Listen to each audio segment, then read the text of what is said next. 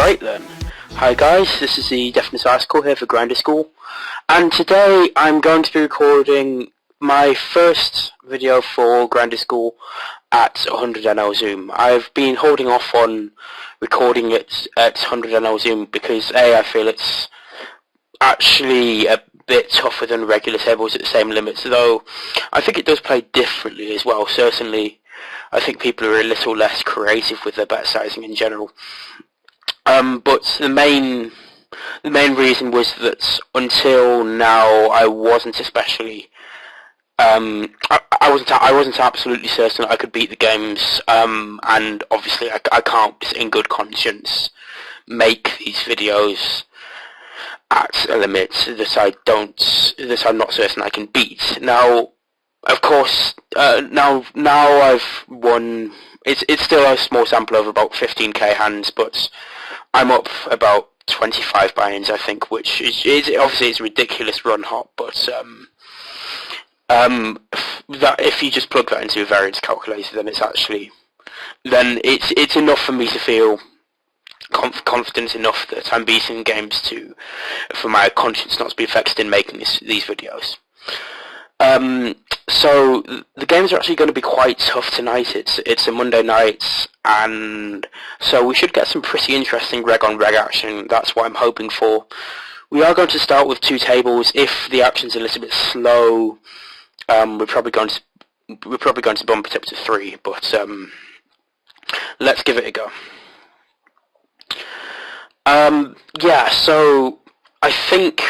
Although I've now made one prior video with regular table action as stars, that's not likely to happen much again, primarily because of the new rake changes. I don't use a ceasing script, so at 100nl plus it's pretty tough for me to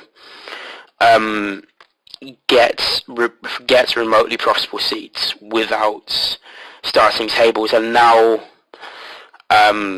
hands big heads-up hands are raked at a significantly higher rate, especially as 100 this works out.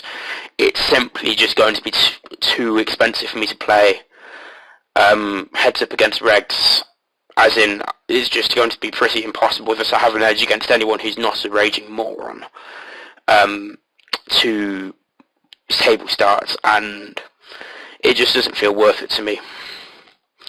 We're c-betting here with a little bit of backdoor equity. We expect the big blind to be pretty nitty against c-bets because it's quite tight over a limited sample, and the pre-flop raiser likely caps his range when he checks a flop. We're just tagging this guy as a fish because he's playing one table. I might do that from time to time by checking the lobby, so I won't necessarily explain that. I'm also just going to tag everyone with less than 100 big blind stack as a fish initially. I think based on having seen Gazellig's review of my MTCs, there is a common conception that I tag fish too quickly, especially considering my tag for fish does indicate them as huge fish, and that's probably a little bit inaccurate with regards to how I interpret the tag. I'm fully aware that I can't say, oh, this guy's a whale just from seeing him have a less than 100 big blind stack, but I do think it's useful information which shouldn't be forgotten, especially considering next time you see him, and especially at Zoom, that might change. So yeah. Moving back to what I was saying before, I wouldn't encourage taking the fact that so I'm not planning to make more regular tables videos at stars as implying that I'm just giving up on them overall. I'm going to be moving some of my volume over to Unibet, and I think that's going to be pretty significantly more profitable just because the site is much softer than the stars.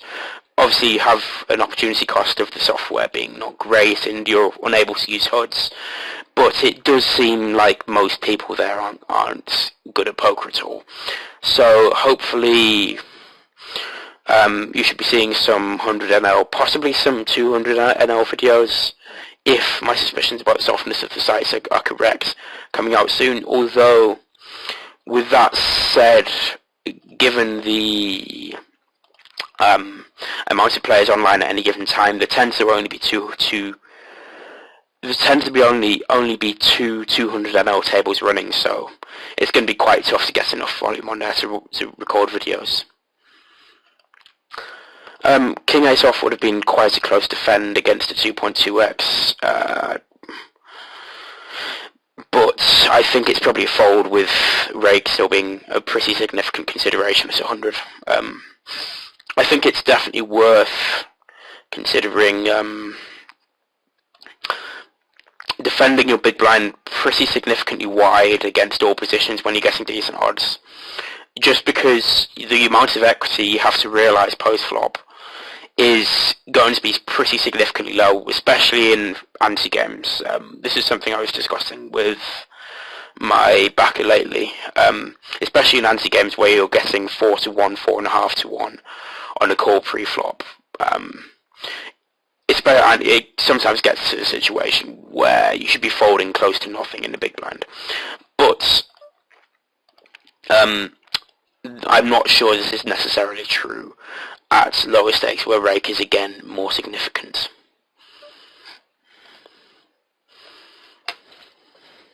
Most of the action at the tables has been pretty standard so far.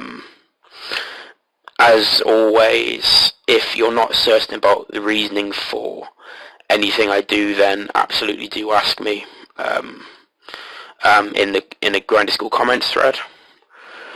But I don't think that should be necessary so far. Against a small c-bet, this particular hand is pretty close. I'm going to fold here because he was opening small blind pretty tight, only 35%, and then c-betting a pretty small number of flops over admittedly a pretty limited sample for flop c-bet, but it's still something which is not completely irrelevant.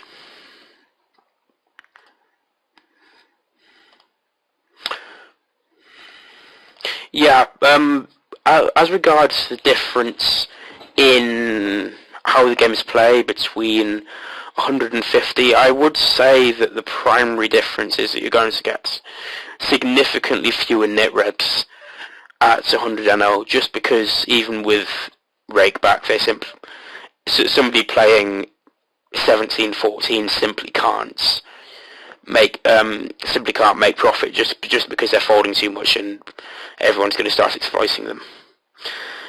Against a 10 big blind 3-bet, I think 8-7 suited is pretty close, but I think it should just about be within our calling range. Flop seems like a pretty standard check call, and obviously it's a fantastic turn card, but it's not one we expect to bet super wide. The river is quite interesting. It depends how often we perceive that he's going to be c-betting ace-x, whether we want to bet this or check raise. I think a lot of the time people are going to be checking back ace-x on this flop. So I think as a default, betting is going to be better. Just because we can't expect them to bet the river when checks too, and we want to, as always, when there seems to be very little they can call with in their range, we want to let them decide what kind of crap they want to call with, because by 100 NL we do expect most people to have some conception of wanting to defend at least some portion of their range on every street. Against the fish, we're just going to play our hand super face up and not expect it to matter that much.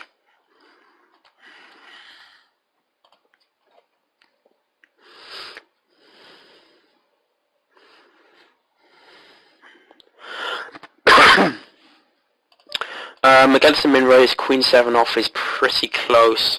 I think it's just about to defend. Queen 3 off I think is probably a fold. When he checks back the flop turn, seems like a pretty easy check. and we're just going to try and get to showdown. We have plenty of worse hands to bluff here.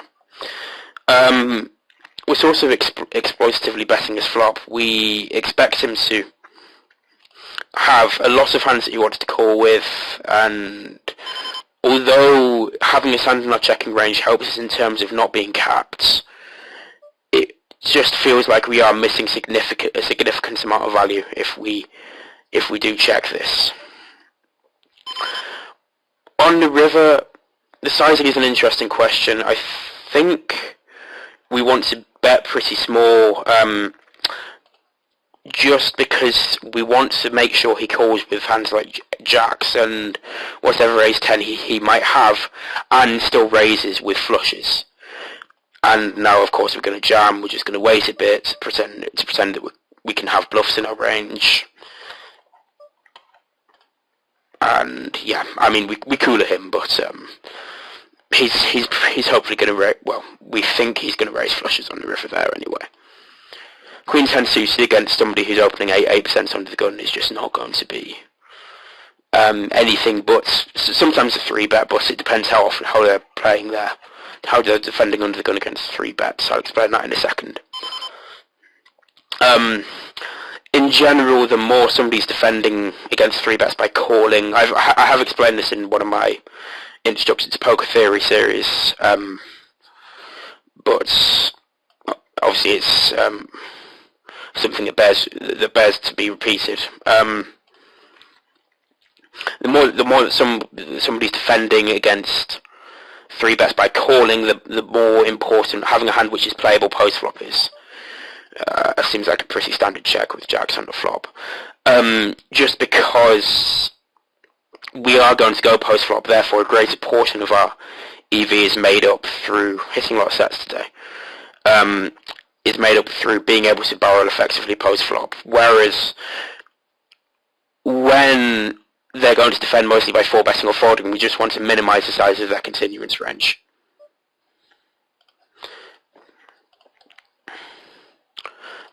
Which we do by using blockers. Could be interesting to see what he had there.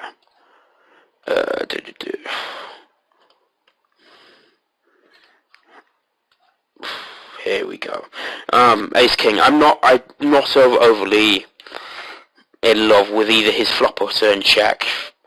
Flop seem even 4 ways, but especially with the fish in the pot, just seems like a spot where he wants to be value betting. And the turn, even more so, seems like a very easy value bet.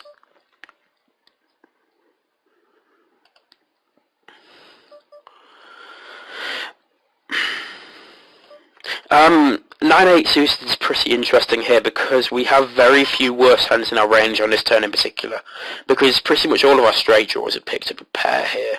We probably have some ace queen and ace 10 hands, so I think that's probably enough to justify not bluffing with this hand, in addition to the fact that we possibly want to be exploitatively under bluffing because we're not certain he's going to be folding a jack too often. Again, it'll be interesting to see what he shows up with here.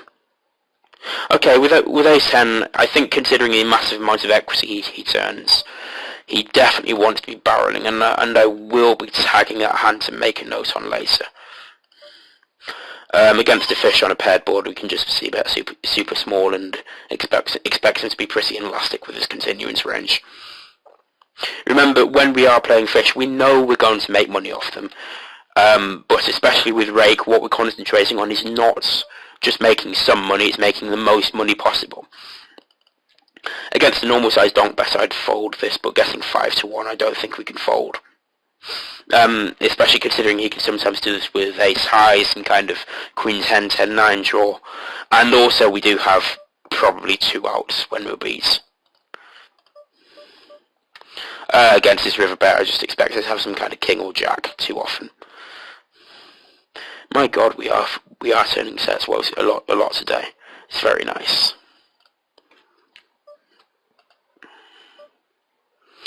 And here it just seems like a pretty simple spot to bet twice. I think it's probably good to be betting pretty big on the river. The reason being that we Okay, we do have a reasonable amount of bluffs in our range, which means that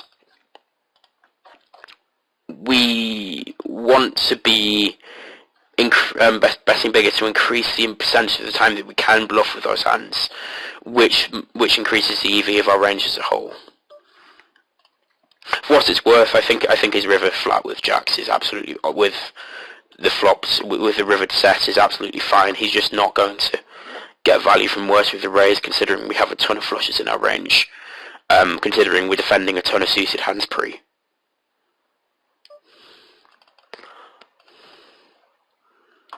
This guy is pretty fond of c-betting showdown value, so it seems like we really don't want to bet big here with our range, just because he is making the mistake of betting showdown value too often, which leaves his checking range pretty weak and pretty tough to defend against barrels. Obviously being called only by the nit isn't great, but we don't expect it to have any 4x in his pre-flop range really, so the turn seems like a pretty easy value bet.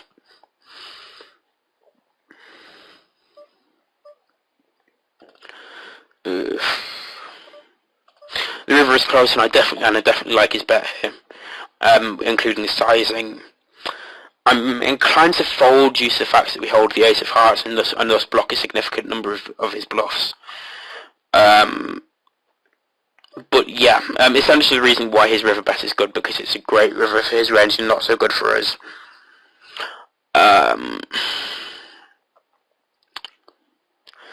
I mean, the problem is we're just really folding far too much for our range if we fold this. And I do expect it to show up with a 10 pretty often, but it's a tough one. I'm definitely going to look at that later. Oh, I was thinking call with jacks there. Misclick. So this should have been a turn call. The action was that middle position opens, the cutoff calls, flop checks through, we check the turn, middle position delayed c-bets, and we should definitely be calling the jacks here. It's super high in our range. We're gonna bet a ton of most of our king x on the turn.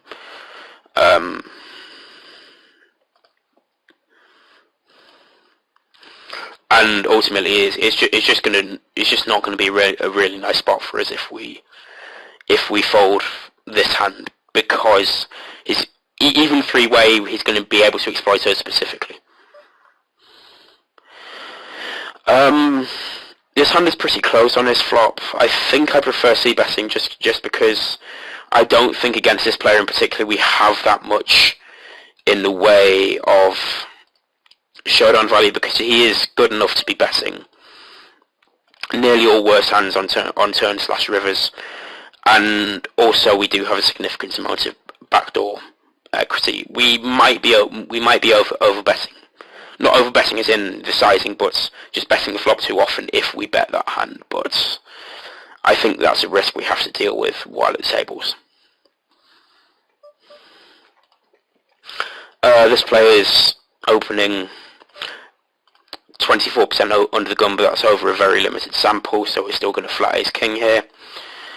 And despite the turn flush draw, I don't really see much merit to betting. We get to showdown and win a very decent percentage of the time, and also from a theoretical perspective, it's nice to have some flush draws in basically every range. And this is probably one of our best flush draws to include in our turn checking range, because flush draws with a queen in them are going to be strong enough to bet, and apart from that, this is the flush draw which has the most showdown value that we have in our range. I'm aware my voice is starting to sound a bit boring, so I'm just going to take a quick sip.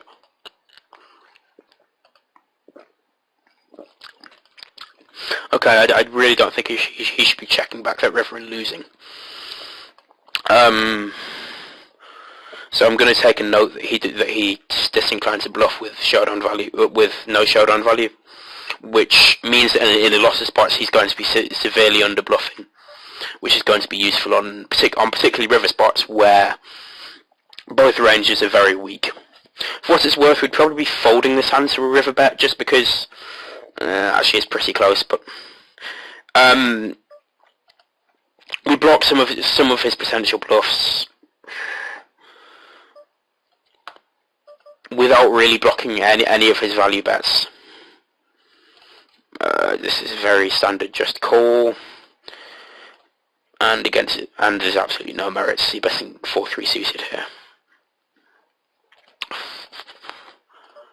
When he bets this big on the flop, I still think we need to float with this hand. It's just too strong not to. But no idea what he's doing on the turn. But we are going to be wary and probably folding turns to bets.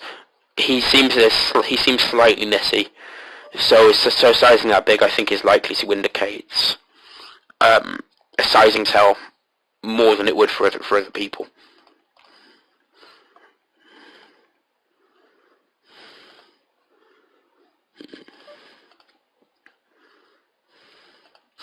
I do hope I'm not recording the Pokerstars beeps here, because I've noticed that due to changing about some settings, those have come back recently into my videos, and it's not great for the quality of the videos when they are in.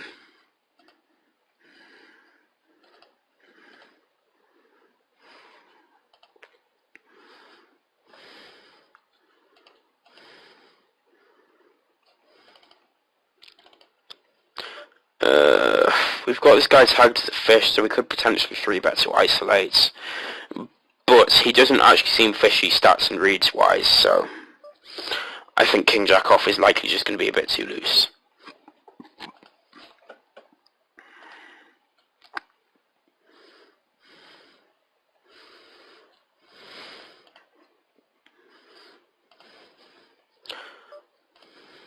Yeah, so with regards to talking about scripting earlier, Stars are apparently implementing a solution to what's known as the R problem. I'll probably talk about this more in a podcast. But essentially it means that seating scripts are reserving seats on anyone who reserves, which in turn leads to somebody else's seating script to reserve a seat, which means that tables at 200 NL and above are just endlessly blocked by seating scripts. And it's impossible for either regulars or recreational players to sit down at a lot of tables and play. We're just going to fold this because the guys behind us are 3-betting aggressively and there are no fish around. It's definitely an open with when either of those two conditions isn't satisfied. He's one-tabling. Yep, if you do have a spare minute, so it's probably worth checking how many tables somebody at your table is playing when you're playing Zoom. Just because any information is useful information. He's a silver star, so he's probably a little bit of a weaker player. We definitely want to be barreling, and I don't think we care too much about balancing our sizing. But because he doesn't seem like a complete silly sausage, let's say, we're not going to just go insane and start potting stuff either. See, I'm seeing that face mostly guy about a lot. Okay, he's playing 4 tables.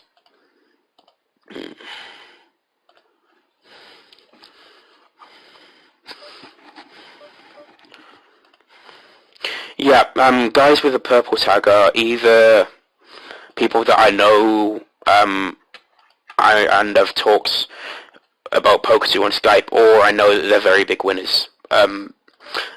This alien guy, he's a Russian-Ukrainian guy apparently, who's part of the latter group. He's possibly the single biggest winner at 50 Zoom this year. Might be here for business, but yeah, he just does a lot of super weird stuff which apparently works. So against him, because I haven't yet studied his game in any incredible detail, I've been trying to play kind of unexploitable. But obviously I've got a lot of notes on him, but also I roughly know what most of them are. Okay. Yeah, it seems pretty standard on the flop. But I think the turn is probably overbluffing.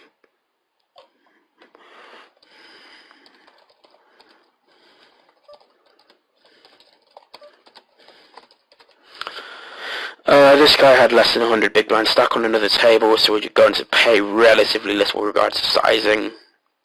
Balancing on in terms of sizing here. And just hope he has a king, which he's going to pay 3 streets with.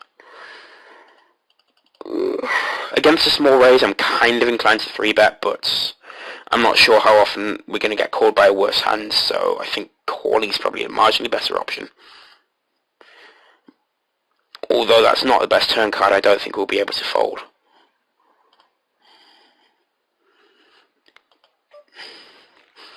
Especially against that sizing. I'm actually inclined to raise, but again, I think even fish are just going to start folding a lot of whatever naked king X I have here. And especially seeing as he seems not to have, there aren't many possible draws on this board, especially which don't get there on a turn. I don't see much merit to a turn raise there, and we're just going to call the river, and okay, he's got ace 10.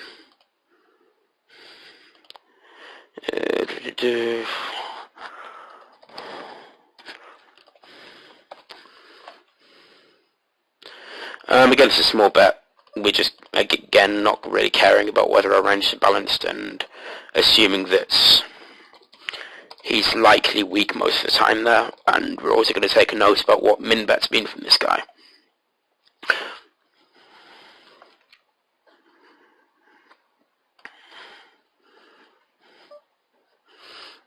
Even though he's only opening 31% in the small blind, 10-9 off is just too good to fold. And there doesn't seem to be much merit to betting this flop. Turn's a bit closer, but I still think checking back is likely better. It's a tough spot when he bets a river. The thing is, I'm not certain I can expect to see this guy bluffing very often, especially with the speed with which he bets. So I think we can actually just get away with folding. We're definitely overbluffing his flop with ace-6 suited, but it's also going to be tough for the big blind to defend adequately. Despite there being 2 broadways on the board and thus him having a lot of straight draws in his range, that also means that there are a lot of middling pairs that he's not really going to want to defend against a bet.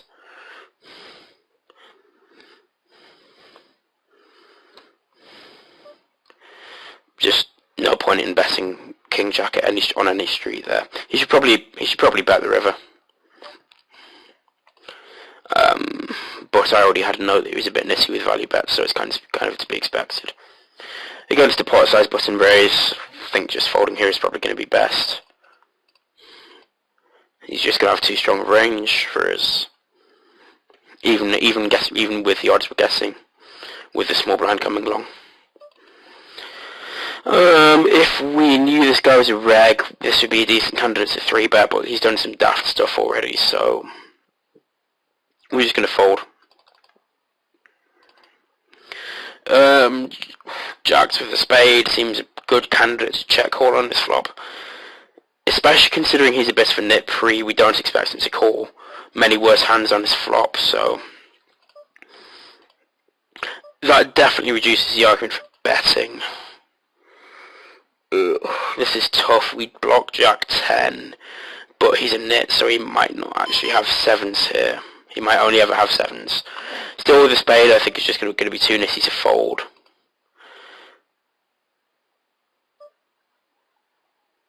We can probably bet this full house small against the fish.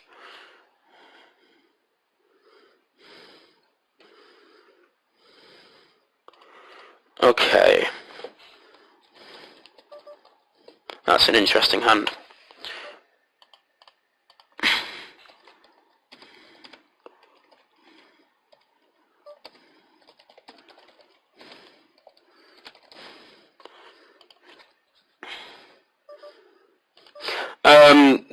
we expect a fish to be pretty elastic on this board, so we're going to bet pretty big. Like, if he's got an ace or a queen or a straight draw, he's probably continuing, and he's probably just not if he doesn't.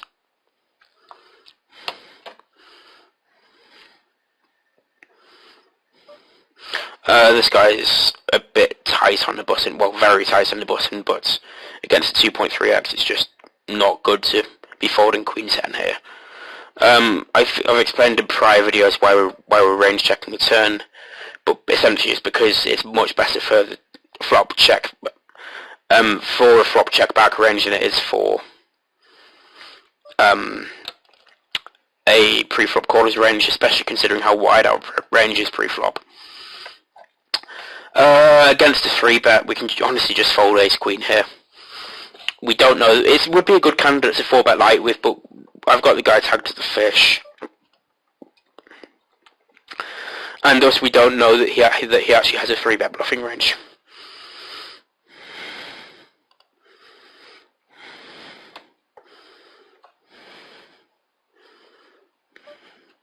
Again, despite the fact that he's really tight on the button, getting 3.5 to 1, we can't really fold queen 3 suited.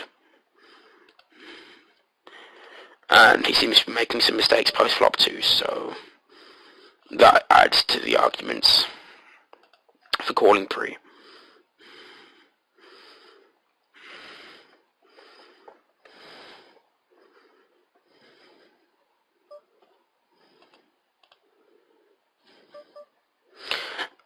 Here we're going to check call his flop. On a paired board, king 10 high is pretty often good, but obviously now we turn a king, we're just going to bet twice and hope he folds something. But considering he's going to defend all his ace-x on the turn, we can't really bet the river. Against a 20 big blind stack, I think just min-raising is going to be the better strategy. We can also develop a limping range, though that's probably just going to be exploitatively consisting of hands like Susie Connector, so we'd quite like to reach a flop with a moderate SPR.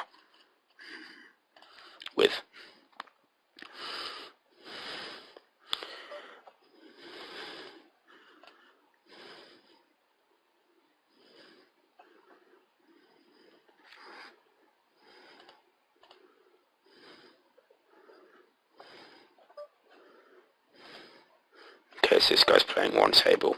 We're still going to fold 4-3 off, though. It's such a rubbish hand. Queen 4 suited. I mean, even still at 100, people aren't defending the big blind wide enough in this spot, so we can exploitatively open this. Just folding against a 3-bet, though, readless. We'd probably only be defending by 4 betting with this particular hand, even if we chose to continue.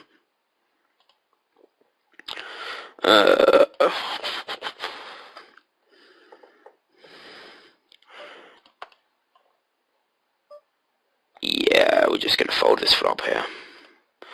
Against a fish, we probably want to bet twice now on the turn. With king 4, it does have some showdown value, but we're expecting to fold so often that actually on this particular river I don't think we should be betting, just because he's going to be so less inclined to fold a 10 or whatever. Yeah, but on most of the runouts we can bet twice there, just because he's going to fold a 10 some of the time, and he's probably going to check call pretty wide on the turn as well.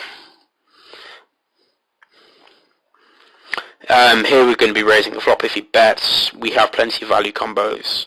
We have all combo to queen 8. We have queen 4 suited, 8-4 suited. We also have 8s and 4s. We're going to 3-bet queens pre, obviously.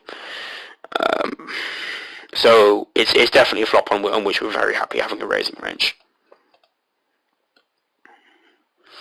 When he check calls that flop as a pre-flop raiser, it's going to be a pretty good turn to overbet, I think. Just because he's never check calling like 5-6 or anything that's remotely nutted here. Okay.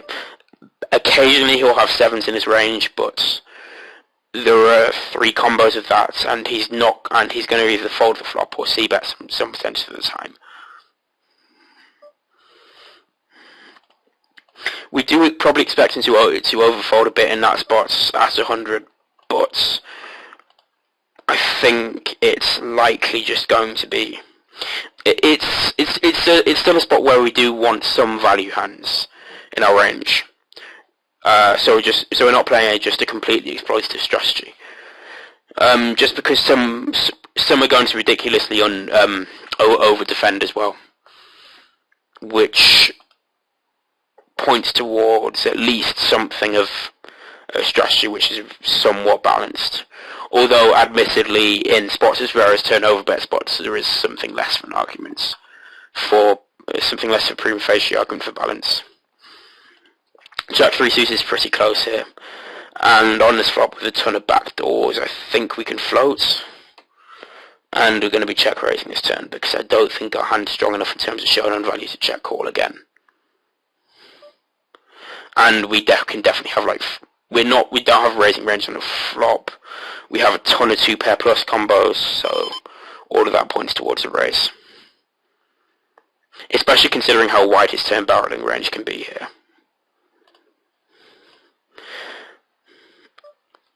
And that's a river we're definitely going to be betting.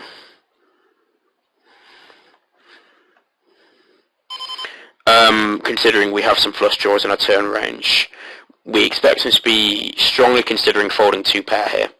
As in, flush draws in our turn range which make a flush on this river, but of course we are just folding to the jam. And it's just a spot where we can chalk it down to running into the top of his range. This guy we can open smaller against because he's overfolding the big blind against a small blind over a good sample.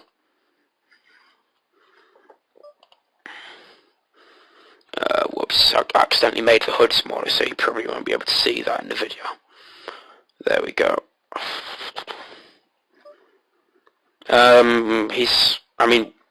It's worth noting that he has made it 3.2x in a small blind, but we can't fold hands this strong.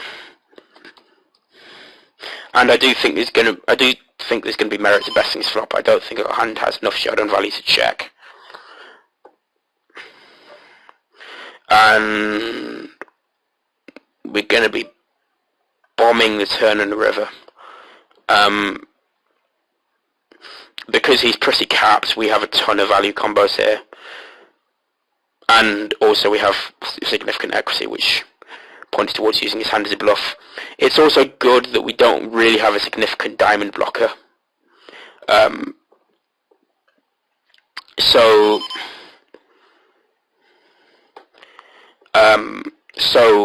even if he does decide to check call some draws on a flop, we don't block them.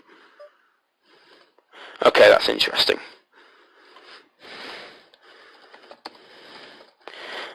It's quite likely that's actually a correct call in terms of his range, but I'm going to make this note anyway, just in case, because that is something of an indication that he plays differently from the population, who I think are c-betting that flop most of the time.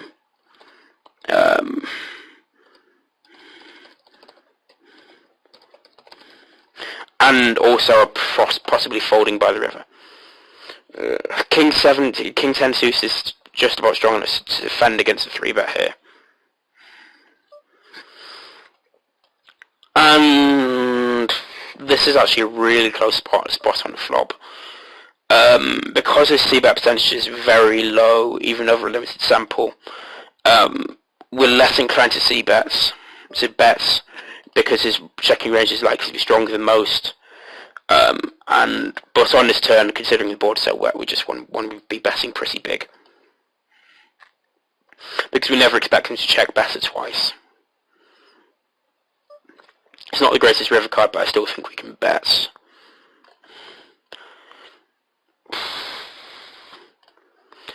Sizing, we can still go pretty large. He has some flush draws, but he's going to have stuff like queens, which is probably going to want to call a decent percentage of the time. Maybe ace-jacks in his range as well. And more to the point, he very rarely has best. Sometimes he has no flushes, but there are very few combos of those which is going to play like that, and some guys are just going to c-bet all their flush draw combos. or their backdoor flush draw combos even. And I think it's more likely that he's going to see better backdoor flush draw combo than a flush draw combo. This is pretty close, but I think it's probably a fold. 3-betting is the better option than calling, though. Despite his small raise, the fact that he's only opening 10% under the gun indicates that we want to be calling rather than have a 3-betting jacks there. If we were incredibly deep, then there'd be something of an argument for 3-betting, because we probably want to 3-bet very wide in position when we're deep, and develop quite a wide range of calling 4-bets. But we're not, so that doesn't really apply. With the ace of spades, I think we can see better this. Without, I think we're probably just going to check.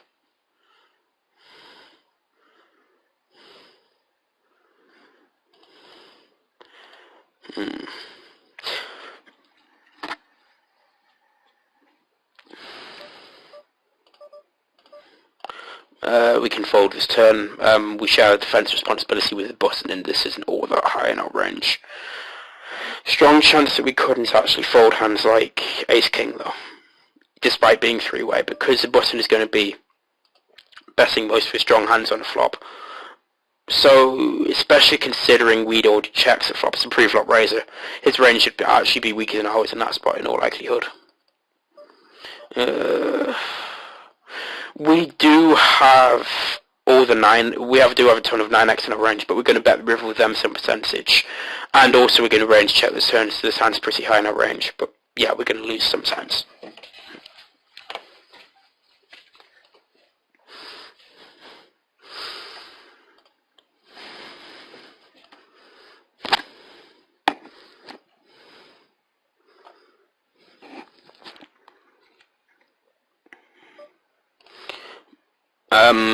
We could potentially defend if both of these fish were 100 big blinds deep, but when they're between 20 and 70 big blinds deep, we definitely don't want to be calling even against a min raise.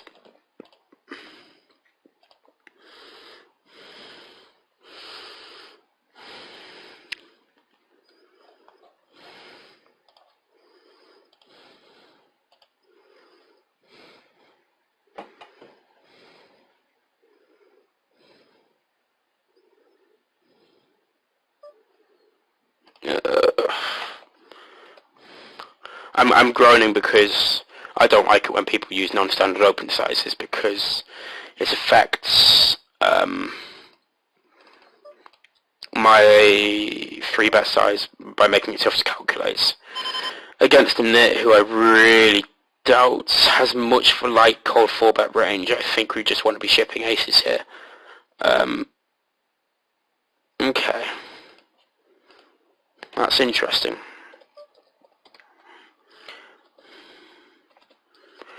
That's actually very interesting to see as a cold 4-bet folder range there, because I'm not certain that even all the normal regs at 100 are going to have 4-bet bluffing range in that spot, let alone the nits. Although I guess because we've played a lot together, you can see I've got 6k hands on him, and I know, and he probably knows that I know he's in nits. He's probably inferring that I don't have a jamming range there. Against this size c-bet with loads of backdoors and queen high, which is sometimes good here, we can't really fold. This should be contrasted from the other spots in this it's not as good a turn as raised draws, because our 2-pair hands are less legitimate value hands here, considering that their opponent could have a ton of 2x, deuce x, and we can't really. But when he checks, we are definitely betting. It's got some showdown value, but not really enough to want to check down with.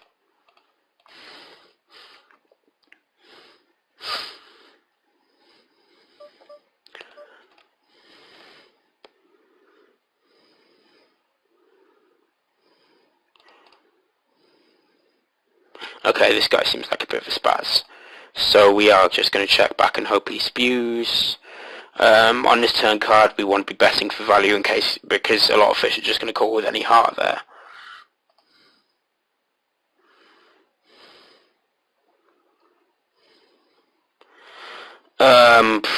considering there's only regs behind, we probably don't want to be set mining with deuces just because we're not going to get paid often enough.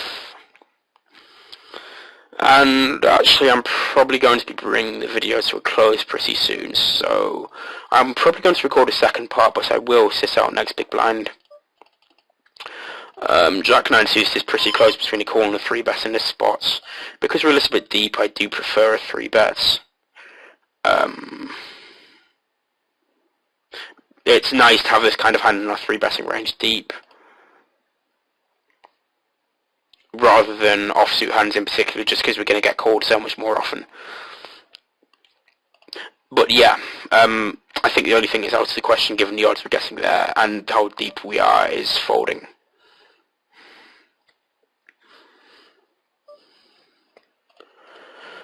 Seven six suited is pretty marginal here, but the button seems to be a weaker player. The big blinds and nits, and we don't know the cutoff.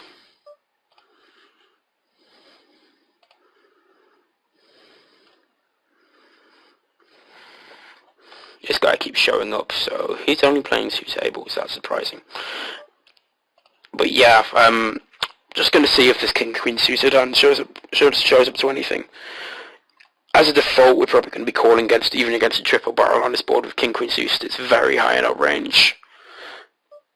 It's not the greatest turn card for us, but we do expect a lot of guys to be checking his flop with a lot of their ace-x. So we're still reasonably inclined to continue. The thing is, it's tough to see what he's really bluffing with on this river.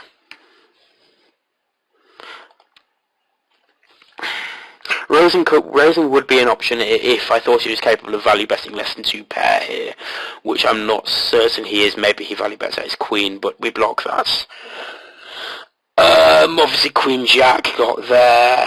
There are some diamond combos, but considering he's not super loose from the cutoff, he might not have hands like Queen 9 of diamonds or Queen 10 of diamonds. Probably checks the river. 9-8 of diamonds he probably has, so like a lot of suited connects type hands.